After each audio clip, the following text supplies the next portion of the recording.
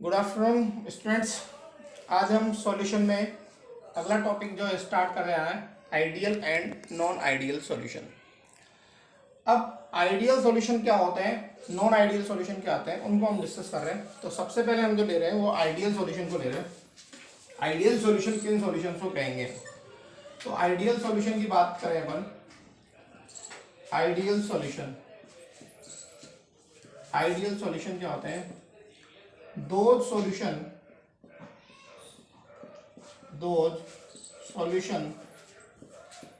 which follow the Raoult's law are known as ideal solution।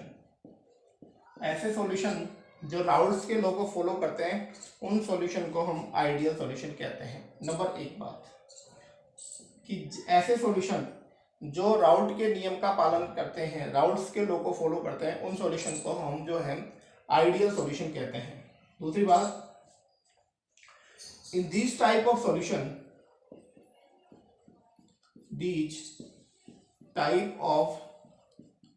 Solution the change in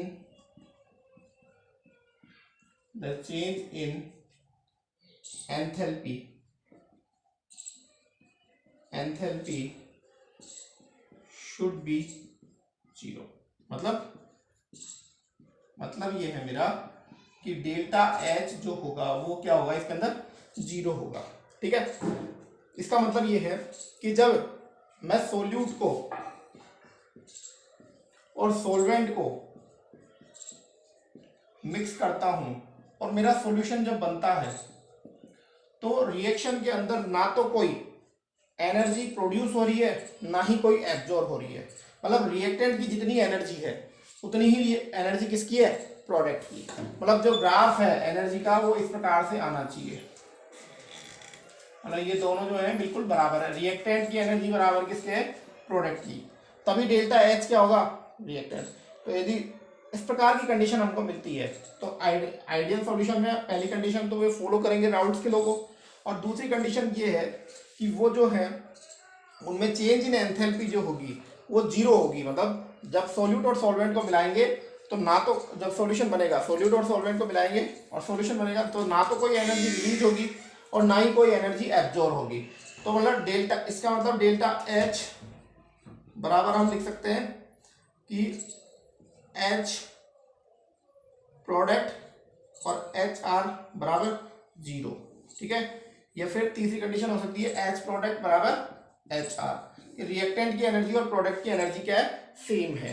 तो दो condition हो गई ideal solution के लिए कि पहले तो वो सॉल्यूशन ऐसे होने चाहिए कि जिनमें राउल्ट के लॉ को फॉलो करें, और दूसरा जो है चेंज इन एंथैल्पी जो है वो जीरो होनी चाहिए। तीसरी कंडीशन को हम देखते हैं। तीसरी कंडीशन है इन ideal solution the change in volume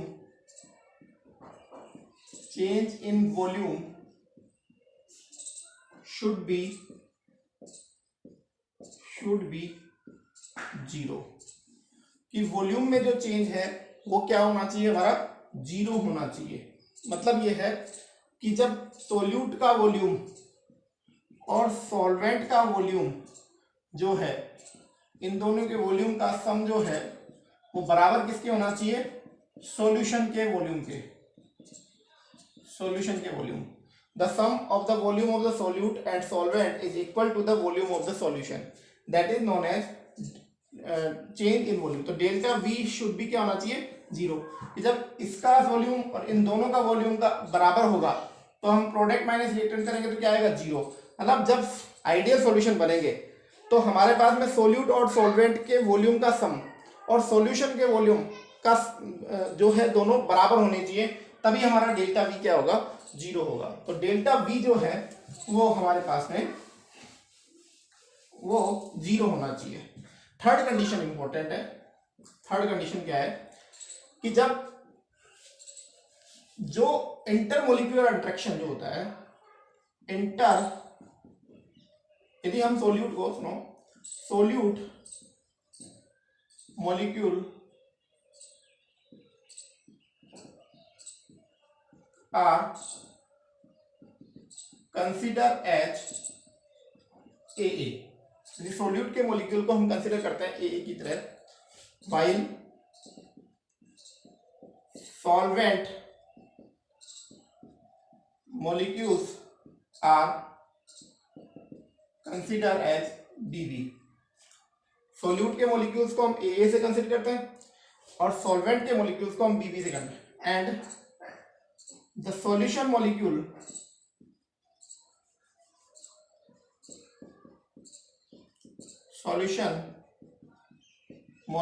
are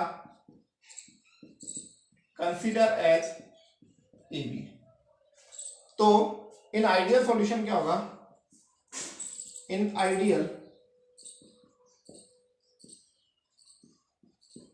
ideal solution the intermolecular interaction of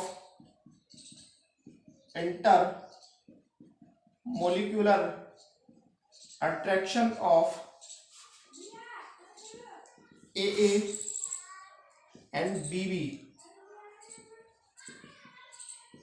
is equal to the intermolecular attraction of AB। मतलब AA और B के बीच में जो इंटरमोलिकुलर अट्रैक्शन है वो किसके बराबर होगा, AB के इंटरमोलिकुलर कंडीशन। तो ये तीन कंडीशन जो है बेसिकली आइडियल सॉल्यूशन के लिए कंसीडर, एक तो वो राउट के लॉ को फॉलो करें, एक वो उनमें डेल्टा H जो है वो 0 हो, और तीसरी है उनमें डेल्टा V 0 हो, और तीसरा है AA और BB के बीच में जो इंटरमोलिकुलर अट्रैक्शन जो होता है वो बराबर हो AB मॉलिक्यूल के इंटर। ठीक है, नेक्स्ट कंडीशन में एग्जांपल्स देखो, वैसे तो आइडियल सॉल्यूशन होते नहीं है, आइडियल सॉल्यूशन जो होते हैं एक पर्टिकुलर कंडीशन पे ही आइडियल बिहेव करते हैं। ठीक है, generally ideal solution are not exist in nature।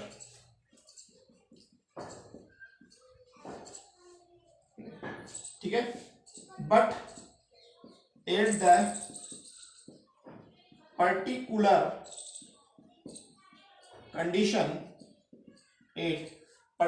condition they are behave as ideal solution।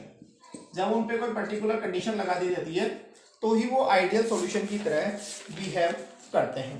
अब हमारे पास में कुछ एग्जांपल्स हैं आइडियल सॉल्यूशंस के, तो हेडिंग लगा लीजिए examples of ideal solution. Examples of ideal solution, कि भाई कौन कौन से एग्जांपल है जो आइडियल सॉल्यूशन के हैं। देखो बच्चों, आइडियल सॉल्यूशन का पहला एग्जांपल है N-hexane and n-heptane mixture. N-hexane का और एन-हेप्टेन का मिक्सचर है। दूसरा है हमारे पास में बेंजीन और टॉल्विन का मिक्सचर, ये भी आइडियल सॉल्यूशन का मिक्सचर है। नेक्स्ट है chloro ethane and bromo ethane, ये भी हमारे पास में जो है आइडियल सॉल्यूशन के एग्जांपल्स हैं। तो आप लोग और लिख सकते हो, ब्रोमो एथेन, क्लोरो एथेन हो गया हमारे पास में, बेंजीन टॉल्विन लिख लिया। तो ये कुछ एग्जांपल्स है जो एनसीईआरटी की बुक में रखे हुए हैं, वो मैंने आप लोगों को बता दिए हैं। तो ये हमारी बात हुई जो है आइडियल सॉल्यूशन का। अब मैं थोड़ा सा आप लोगों के सामने राउल्ट्स लॉ का जो एक ग्राफिकल रिप्रेजेंटेशन हमारा राउल्ट्स लॉ के अंदर रह गया था उसको समझा रहा हूँ, उसी से हम लोग जो है आइडियल सॉल्यूशन को भी हम देख लेंगे। तो क्योंकि सभी आइडियल सॉल्यूशन जो है राउल्ट्स लॉ का प्रेजेंटेशन करते हैं। ठीक है, तो नेक्स्ट है graphical representation of ideal solution. Next मैं पढ़ा रहा हूं आपके सामने ग्राफिकल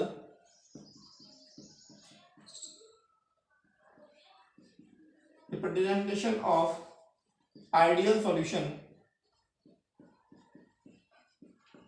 या आइडियल सॉल्यूशन, आइडियल सॉल्यूशंस का, या सॉरी राउल्ट स्लो लिखते हैं यहाँ पे, राउल्ट स्लो। ठीक है, ग्राफिकल रिप्रेजेंटेशन देखो इस प्रकार का मैं ग्राफ में आपके सामने ड्रा करता हूं। ठीक है, यहाँ पे जो है हमारे मोल फ्रैक्शन ऑफ सोल्यूट ले लेते हैं अपन, यहाँ पे मोल फ्रैक्शन ऑफ सॉल्वेंट ले लेते हैं। ठीक है, यहाँ हम जो ग्राफ खींच रहे हैं किस किस के बीच में खींच रहे हैं, मोल फ्रैक्शन और इधर जो हम ग्राफ खींच रहे हैं वो वेपर प्रेशर। ठीक है, तो आप लोगों को पता है कि कोई भी सॉल्यूशन होता है उसमें सॉल्वेंट का अमाउंट ज़्यादा होता है और सॉल्यूट का अमाउंट कम होता है। तो जो दोनों ही हमारे सब्सटेंस जो है, सॉल्यूट और सॉल्वेंट दोनों ही जो है हमारे वोलेटाइल है, मतलब दोनों की वेपर बनेगी। तो आप ये देखोगे सॉल्वेंट का जो अमाउंट है तो इसका वेपर प्रेशर भी ज़्यादा होगा, क्योंकि ज़्यादा अमाउंट होगा तो ज़्यादा वेपर प्रेशर बनेगा। तो यहाँ पे मैं नोट कर रहा हूँ पी नॉट बी, और पी नॉट बी क्या है हमारा, vapour pressure of pure solvent. ये प्योर सॉल्वेंट का वेपर प्रेशर है। ठीक है, अब सोल्यूट हमारे पास में कम है तो इसका वेपर प्रेशर भी कम होगा, तो ये पी नॉट ए। तो पी नॉट बी तो हमारे पास में क्या हो गया, vapour pressure of pure solvent, जबकि पी नॉट ए हमारे पास में क्या हो गया, vapour pressure of P not a बराबर क्या हो गया, vapour pressure of pure solute. ठीक है, तो अब यहां देखिए हमारे पास में यहाँ पे प्योर सॉल्यूट आपने यहाँ पे रख दिया। ठीक है, अब देखो यहां से हम जब इधर की तरफ मूव करते हैं, ठीक है, इधर की तरफ मूव करते हैं तो हमारे सॉल्वेंट का अमाउंट तो घट रहा है और सॉल्यूट का अमाउंट बढ़ रहा है, तो वेपर प्रेशर क्या होगा, डिक्रीज होगा। तो इसी लाइन में ऐसे कह देता हूं, और कम होते होते होते इस पॉइंट पे जाओगे तो सॉल्वेंट का अमाउंट बिल्कुल भी कम हो जाएगा, क्योंकि यहाँ जो है एक्स बी का अमाउंट कितना है, 0। तो यहाँ पे जो है वेपर प्रेशर देखो कंटिन्यू घट रहा है, और घट ये रहा है क्योंकि सॉल्वेंट का अमाउंट तो हमारे पास में कम हो रहा है और सोल्यूट बढ़ता जा रहा है। और इस पॉइंट पे जाओगे आप तो इस पॉइंट पे आप देखोगे तो सोल्यूट तो है हमारा पूरा 1%, सोल्यूट हमारा पूरा 100% है और सॉल्वेंट 0 है। तो देखो सॉल्वेंट का वेपर प्रेशर इस पॉइंट पे 0 हो गया। इसी प्रकार से हम देखें यहाँ जो है वेपर प्रेशर ऑफ सोल्यूट है सबसे ज्यादा है, लेकिन जैसे जैसे हम इधर की तरफ जाते हैं तो देखो यहाँ पे वेपर प्रेशर घटता जा रहा है सोल्यूट का, और ये पॉइंट पे क्योंकि यहाँ पे सोल्यूट जो है 0 है तो यहाँ पे पॉइंट ये क्या हो गया, ज्यादा हो गया। ठीक है, तो ये जो वेपर प्रेशर, ये जो लाइन दिखाई दे रही है, ये वाली लाइन, ये आपको दिखाई दे रही है वेपर प्रेशर ऑफ जो है सॉल्वेंट का वेपर प्रेशर, सॉल्यूशन जो सॉल्यूशन बना है, जो अकेले सॉल्वेंट के द्वारा लगा गया प्रेशर तो ये हो गया, और उस सॉल्यूट का पार्शियल प्रेशर जो है सॉल्वेंट का पार्शियल प्रेशर पी हो गया, और इसका जो हो गया वो पीबी हो गया। ठीक है, ये पीए जो है इसके और इसकी मोल फ्रैक्शन के डायरेक्टली प्रोपोर्शनल होगा, और ये पीबी जो है इसके और इसकी मोल फ्रैक्शन के डायरेक्टली प्रोपोर्शनल होगा। अपन ने ये राउल्ट के लॉ में पढ़ा है। अब रिजल्टेंट प्रेशर क्या होगा, वो रिजल्टेंट प्रेशर जो है ये होगा हमारा। ठीक है, और रिजल्टेंट प्रेशर को हम किससे रिप्रेजेंट करेंगे, पी टोटल बराबर पी ए प्लस पीबी। तो ये जो ग्राफ आपको मैंने दिखाया है, ये ग्राफ हमारा जो है according to the Raoult law या फिर आइडियल सॉल्यूशन के लिए है। ठीक है, आप लोगों को समझ में आ गया होगा। इसमें जैसे जैसे हम इधर की तरफ जा रहे हैं तो सॉल्वेंट का अमाउंट घटता जा रहा है, तो देखो पॉइंट यहाँ पे 0 हो गया, यहाँ सॉल्यूट गया, इधर घटता जा रहा है। अब ये लाइन जो है पार्शियल प्रेशर ऑफ जो है सॉल्वेंट की हो गई, और ये वाली लाइन है जो है पार्शियल प्रेशर ऑफ हो गई, और जो टोटल रिजल्टेंट लाइन जो हो गई वो इस प्रकार से हमारे पास में सॉल्यूशन की हो गई। ये सॉल्यूशन का प्रेशर आ गया। तो ये ग्राफ हमारे आइडियल सॉल्यूशन की है। अब हम मूव करते हैं नॉन आइडियल सॉल्यूशन की तरफ।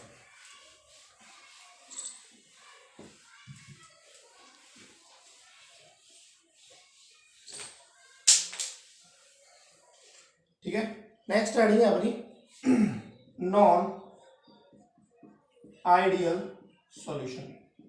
तो नॉन आइडियल सॉल्यूशन की खास बात मैं बता देता हूं आपको, दे नॉट फॉलो द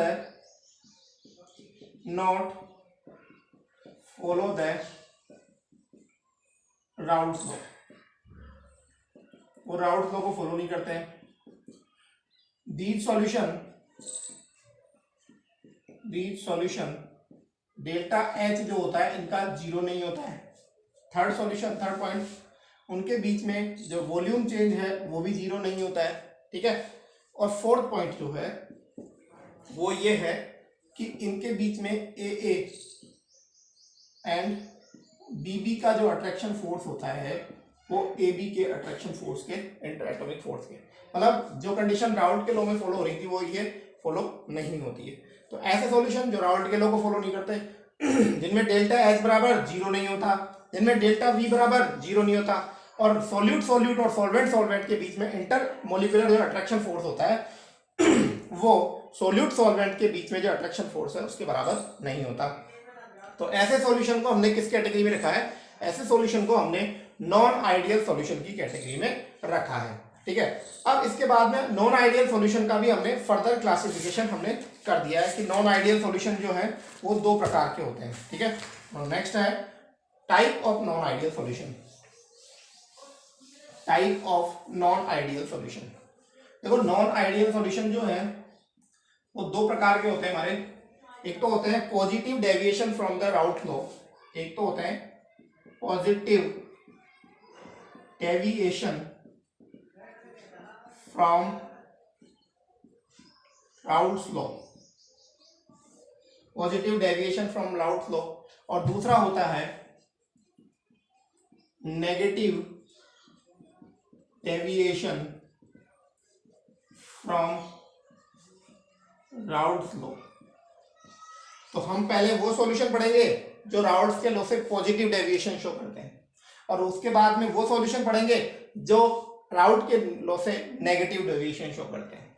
तो सबसे पहले हम स्टार्ट करने जा रहे हैं positive deviation from Raoult's law. तो नेक्स्ट टॉपिक हमारा हो गया positive deviation from Raoult's law. तो positive deviation from Raoult's law, ठीक है। तो पॉजिटिव राउट्स लॉ की बातें क्या हो जाएंगी? नंबर पहला पॉइंट हो जाएगा those solution which have contain the value of delta H is equal to positive. The value of delta H is positive. अब डेल्टा H पॉजिटिव कब होगा? कि जब हम सोल्यूट और सॉल्वेंट को मिलाकर सॉल्यूशन जब बनाएंगे। तो डेल्टा H निकालने का फॉर्मूला होता है हमारे पास प्रोडक्ट माइनस रिएक्टेंट, कि जब सॉल्यूशन की एनर्जी ज्यादा होगी और रिएक्टेंट की एनर्जी क्या होगी? कम होगी। इस कंडीशन में हमारे पास डेल्टा H क्या आएगा? पॉजिटिव आएगा, ठीक है। तो डेल्टा H जो है उसके अंदर हमारे पास में पॉजिटिव होना चाहिए, तब जाके वो जो है राउल्ट के लॉ से पॉजिटिव डेविएशन शो करेगा। दूसरा कंडीशन पॉजिटिव डेविएशन के लिए, तो सॉल्यूशन which have contained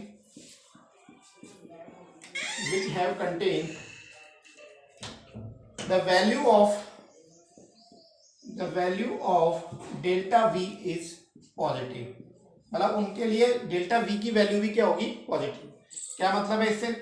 कि जब मैं सोल्यूट और सॉल्वेंट को मिक्स करता हूं तो हमारे पास में क्या बनता है?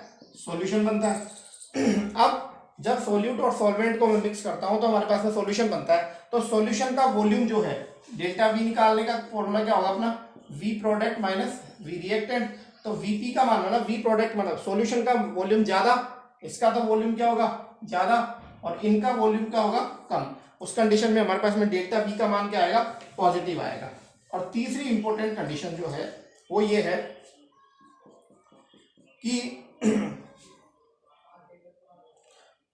कि जो द इंटर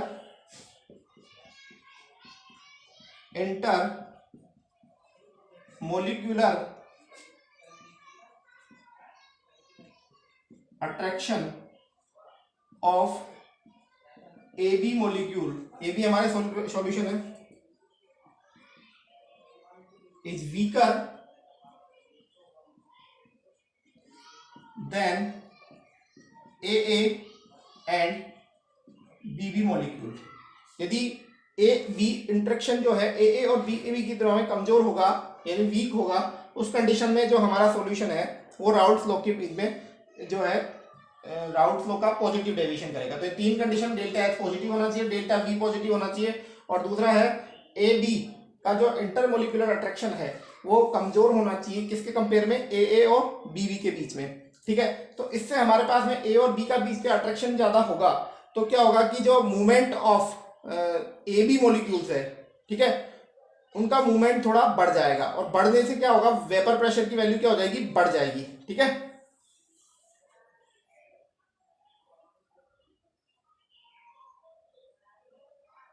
ठीक है, क्या होगा इससे, ये तीनों पॉइंट आप देख लो।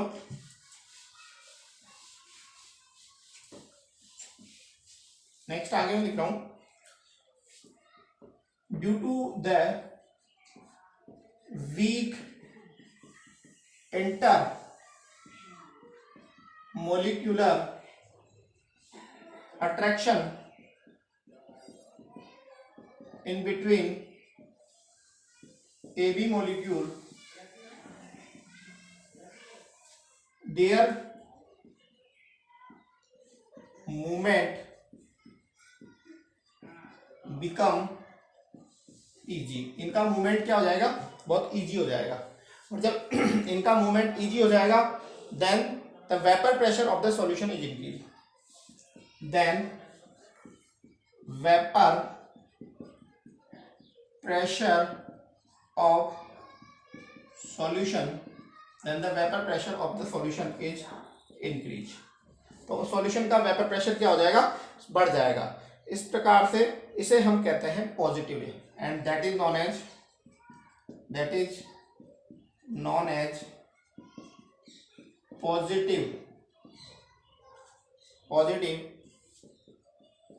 Deviation from Raoult's law. ठीक है, तो ये हम लोगों की कंडीशन होगी कि डेल्टा H पॉजिटिव होना चाहिए, डेल्टा V पॉजिटिव होना चाहिए, और AA और BE के बीच में इंटरमोलिकुलर अट्रैक्शन फोर्स जो है ज्यादा होना चाहिए AB के बजाय। तो इसमें हमारे क्या होगा कि AB के मोलिक्यूल्स का मूवमेंट ज्यादा होगा और AB के मोलिक्यूल्स का मूवमेंट ज्यादा होगा, तो हमारे पास में सॉल्यूशन का वेपर प्रेशर बढ़ जाएगा। अब इसके कुछ एग्जांपल्स लेते हैं अपन।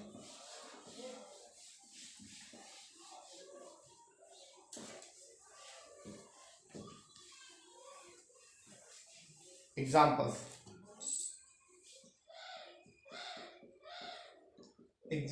of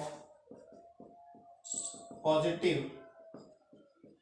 deviation from Raoult's law. ठीक है, राउल्ट्स लॉ से पॉजिटिव डेविएशन। ठीक है, इसके एग्जांपल है, सबसे पहले the mixture of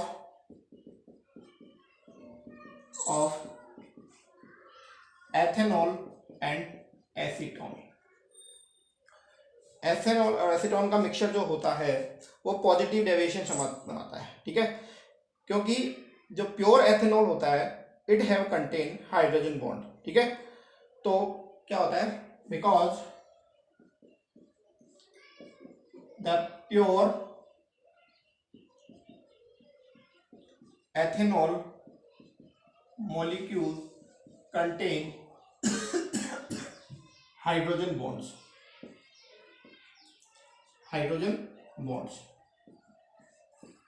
when acetone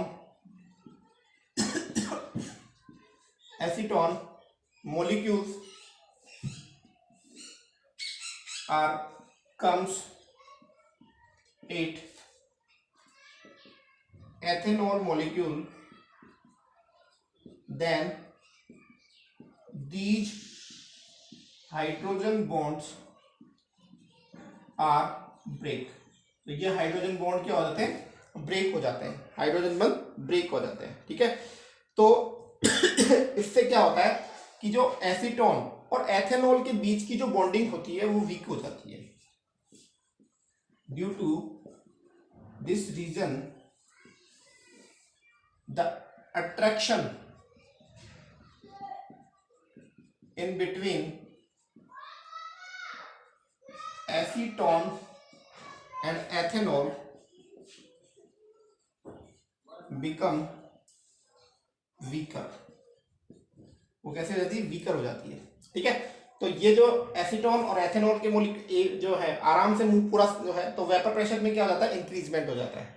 तो ये एग्जांपल होगा। दूसरा एग्जांपल है हमारा एसीटोन और कार्बन डाइसल्फाइड का सॉल्यूशन जो होता है वो भी एक तरीके से पॉजिटिव डेविएशन का एग्जांपल है। तो पहला एग्जांपल तो हो गया mixture of ethanol and acetone, and जो सेकंड एग्जांपल है हमारे पास में वो है mixture of carbon disulphide and acetone. दूसरा कौन सा है? Mixture of carbon disulphide and acetone. ये दोनों एग्जांपल जो है हमारे positive deviation of Raoult's law के एग्जांपल है। Now we discuss the negative deviation of Raoult's law. Negative deviation from Raoult's law, अगला टॉपिक हम क्या डिस्कस करने जा रहे हैं? Negative deviation from Raoult's law. Routes law से नेगेटिव डेविएशन। ठीक है, देखो बच्चों, नेगेटिव डेविएशन के लिए क्या क्या कंडीशन है कि these solution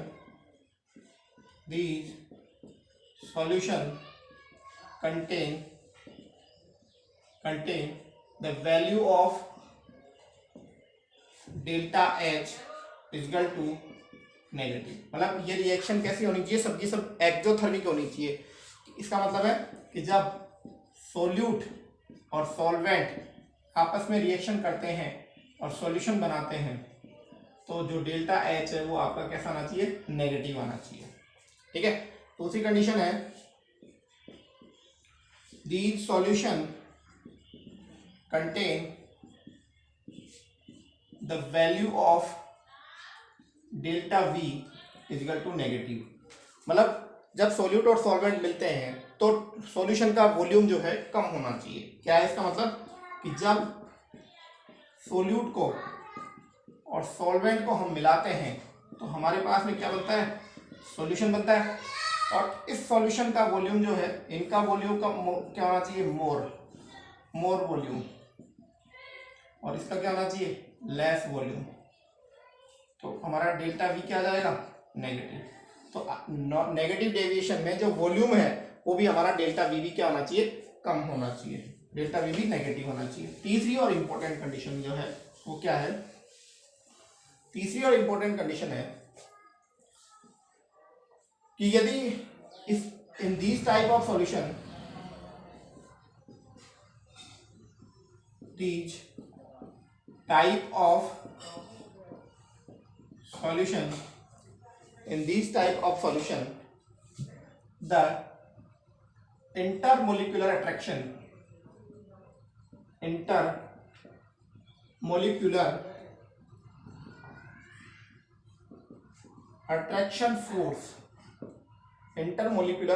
force of AB is higher than AA and BB molecules। Intermolecular attraction force जो है AA और BB से AB का इंटरमोलिकुलर फोर्स जो है वो ज्यादा होना चाहिए। तो इस कंडीशन में क्या है? AB का इंटरमोलिकुलर फोर्स AA और BB से क्या होगा? ज्यादा होगा।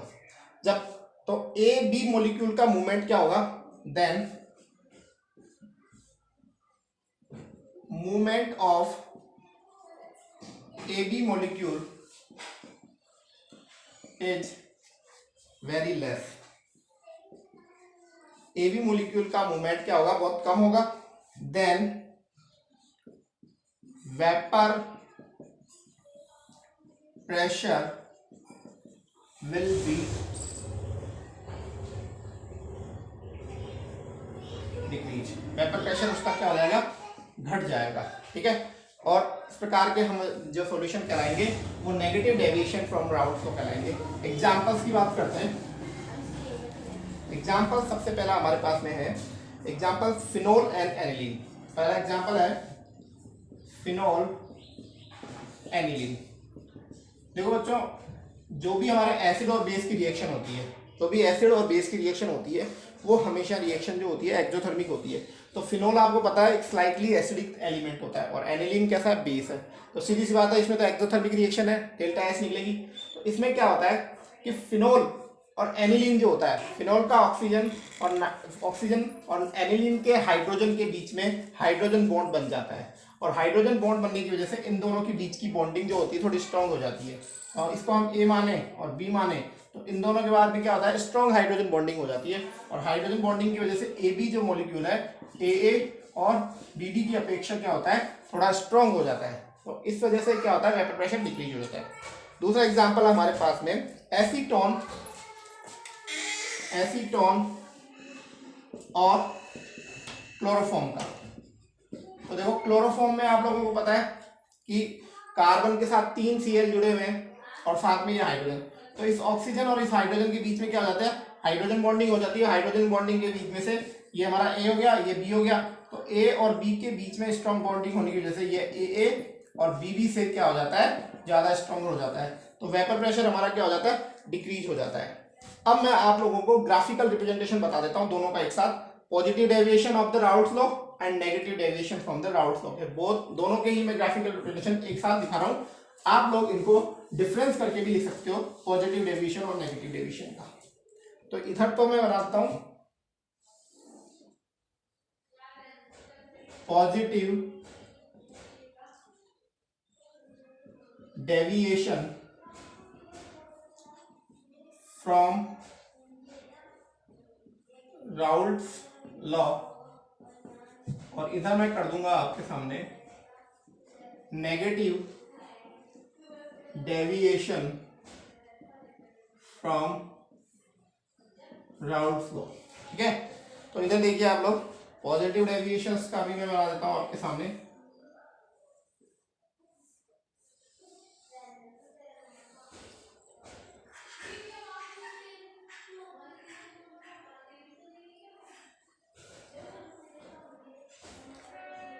ठीक है, तो पहले तो मैं वो वाली कंडीशन बना देता हूं आपके सामने। ये तो हमारे पास में वेपर प्रेशर हो जाएगा इधर तो, और इधर जो है आपका मोल फ्रैक्शन, ये एक्स ए हो गया, एक्स बी, एक्स ए बराबर 1, एक्स बी बराबर 0, या एक्स बी बराबर 1, एक्स ए बराबर 0 हो गया। ठीक है, ये आपका पी नोट बी हो गया, ये आपका पी नोट ए हो गया। यही कंडीशन में अब मैं इसको डॉटेड लाइन से, जो अपना राउट फ्लो है उसको डॉटेड लाइन से बता दूं, क्योंकि अभी जो है ये पॉजिटिव डेविएशन है, और ये भी मैं डॉटेड लाइन से बताता हूँ क्योंकि ये राउट की आइडियल कंडीशन है। हमारा तो पॉजिटिव डेविएशन होगा, और ये जो है, तो ये मैंने जो लाइनें खींची है इसी प्रकार से यहाँ पे कर देता हूँ मैं।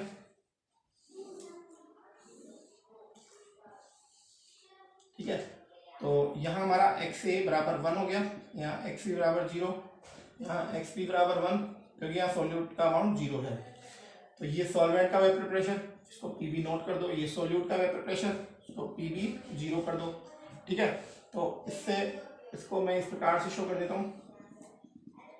ये राउट्स की लाइन आ गई, ये डॉट डॉट लाइन जो है राउट्स की लाइन बता रही है, ये नेगेटिव डेविएशन को नहीं शो कर रही है। और ये सभी दोनों में मैंने राउट्स लो को एक तरीके से राउट्स का ग्राफ खींचा अभी तक। अब पॉजिटिव डेविएशन जब होगा तो देखो क्या होगा, ये लाइन जो है थोड़ी सी ऊपर की तरफ जाएगी इस प्रकार से, ये पॉजिटिव डेविएशन। ये लाइन यूं ऊपर थोड़ी सी जाएगी और ये लाइन भी थोड़ी सी ऊपर जाएगी। तो ये हमारा जो हार्ड लाइन है, हार्ड लाइन यहां लिख देता हूं, hard line positive deviation and dot line route line. ठीक है, यहां पे अपन देखेंगे तो ग्राफ कुछ इस प्रकार से आएंगे। तो यहां मैं लिख देता हूं P बराबर P A plus P B हो जाएगा हमारा, ये हमारा जो है पी बी और ये हमारा पी ए हो जाएगा। यहाँ पे लाइन जो है नीचे की तरफ मूव करेगी, जैसे ये राउंड लो है तो ये इसकी नेगेटिव डेविएशन, ये इसका नेगेटिव डेविएशन, ये इसका नेगेटिव है, तो लाइन क्या होगा नीचे की तरह आएगी। तो ये हमारा क्या होगा P बराबर PA प्लस PB, ये जो होगा हमारा P, सॉरी ये तो राउंड स्ट्रॉन्ग लाइन है, तो P बराबर ये हमारा PA हो जाएगा और ये जो है हमारा PB हो जाएगा। PA बराबर आपको पता है क्या होता है, PA बराबर होता है आपका जो है P नॉट A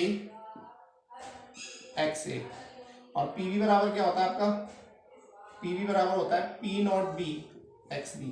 ठीक है, तो ये राउंड्स के पॉजिटिव और नेगेटिव डेविएशंस के हमारे ग्राफ हुए।